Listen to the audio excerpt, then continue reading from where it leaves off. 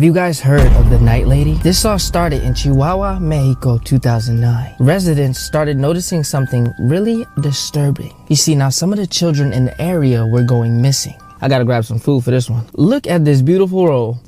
Now with all the children around the area going missing, people started reporting seeing a woman. They said she would climb on the rooftops during the day, only to wait till night to sneak in through the window to snatch children. Police then sketched an image of what they believed to be the night lady. Only one child has been reported of actually escaping the night lady. You see, his parents had ran into the room and caught her just in time. She quickly then escaped and crawled out of the window. Wait, before I continue, let's say the night lady had taken you. Your third act has to come and save you. Who is it? Let me know who it is. Anyways, the kid that got away recounted waking up in the middle of the night and seeing the night lady standing over top of him just watching it. People have brushed this off as just one big hoax until after midnight, a teenage girl had captured this photo. This is supposedly the night lady.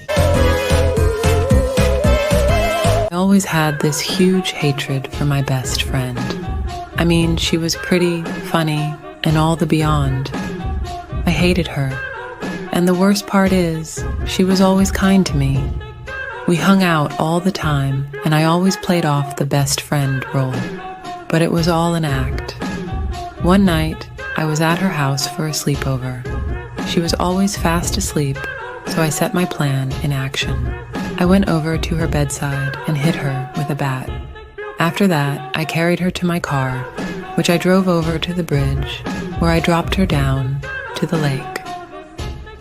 5 months have gone by, and I transferred to a new school. I had many friends, and I was way more prettier. One day, the teacher announced a new student in our class. Today we have a new student in our class. This is Rachel. I froze in fear when I saw...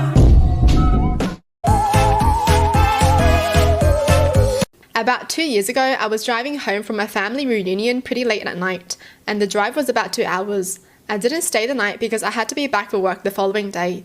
Most of the drive was on roads with dense bushes and trees on either side. The real creepy ones you see a lot in movies. Anyway, I had been driving about 45 minutes, and I was starting to get really tired. You know how sometimes you just suddenly become really tired out of nowhere?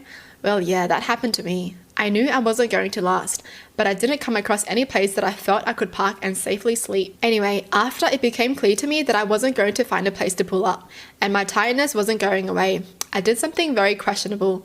I pulled over to the side of the road onto the grass, behind some bushes, to try and hide my car from anybody else who was going to come past. The roads went empty. I came across another car every few minutes or so. I made a mental note that the time was 11:22 and then fell asleep. Sometime later, I was awoken by a scratching sound. I looked at the clock, 11:50. The sound stopped after a few seconds, and because I was still extremely tired, I didn't bother looking around and simply went back to sleep. I was later awoken by the same sound, and it was now 12:40. This time it really freaked me out because the sound didn't stop. The thought ran across my mind that it was just an animal inspecting the car.